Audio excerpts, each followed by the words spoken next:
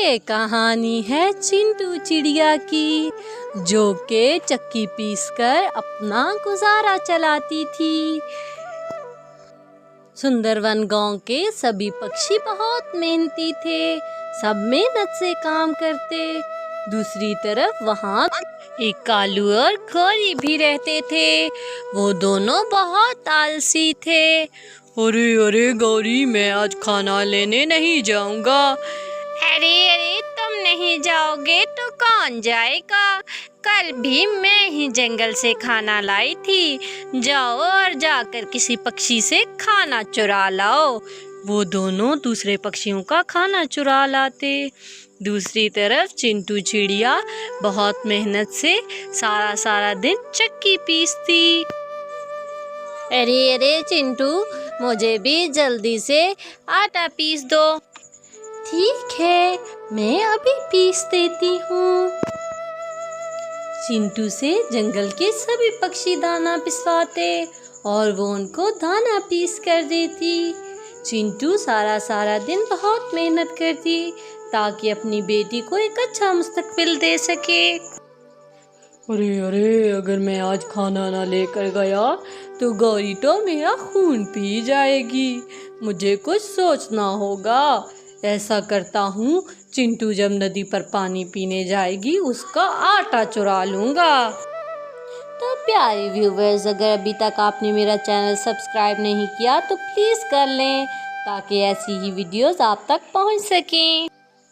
अरे अरे छोटी चिड़िया, तुम नदी पर पानी पीने नहीं गई क्या?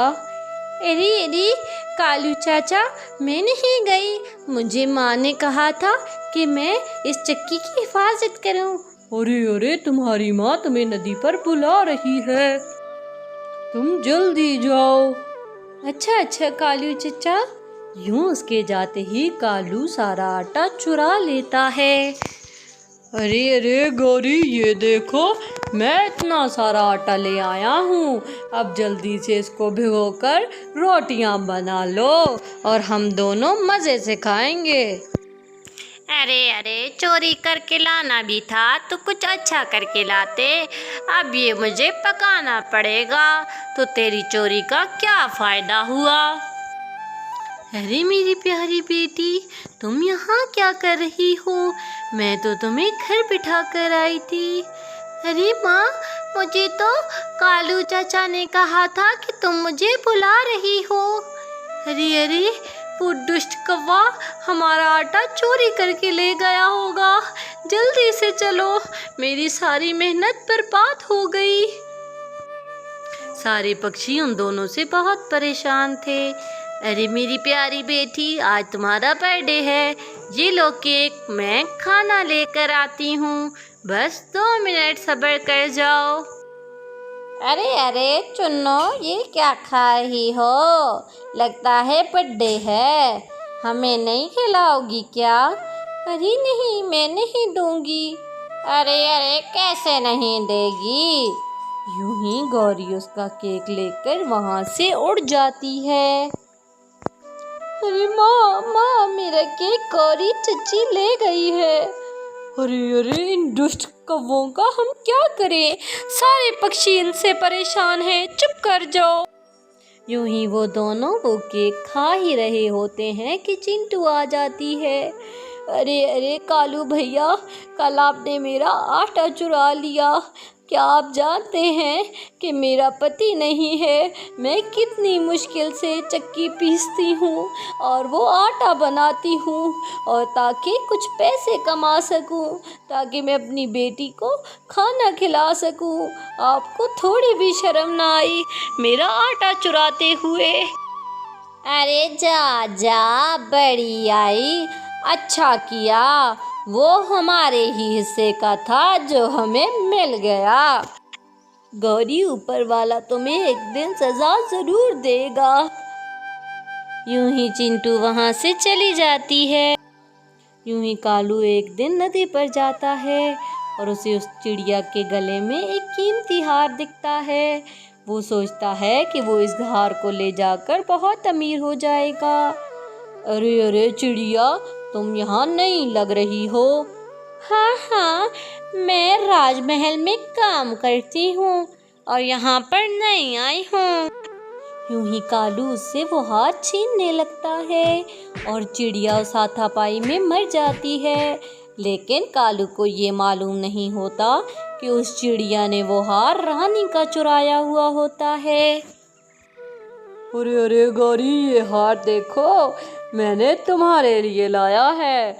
हम दोनों इसे बेचकर बहुत अमीर हो जाएंगे। अरे अरे वाह वाह, जिंदगी में तूने एक अच्छा काम किया है। अब तो हमारे वारे न्यारे हो जाएंगे। और यूं वो दोनों उस हार को देखकर बहुत खुश होते हैं। दूसरी तरफ मिट्ठू महाराज की पत्नी मिट्ठू महाराज से कहती है, अरे अरे मिट्ठू महाराज, मुझे मेरा वो हार चाहिए। आप तो जानते हैं ना, वो हमारा खानदानी हार है। वो उस नौकरानी ने चुरा लिया है। मुझे मेरा हार हर हाल में चाहिए। अच्छा, तुम परेशान मत हो रानी, मैं अभी सैनिकों को भेजता हूँ। वो सारे जंगल से तुम्हारा हार तलाश करेंगे। यूं ही मिट्ठू महाराज सैनिक को बुलाते हैं और उसे कहते हैं कि सभी पक्षियों की तलाशी ली जाए और उस बूढ़ी चिड़िया को ढूंढा जाए। अरे अरे मिट्ठू महाराज जी, हमें कल ही उस बूढ़ी चिड़िया की लाश नदी किनारे मिली है। हो सकता है उसे किसी पक्षी ने मारा हो। यूं ही वो सैनिक मिट्ठू महाराज के कहने पर जंगल से चिंटू और मीनू को बुला लाता है।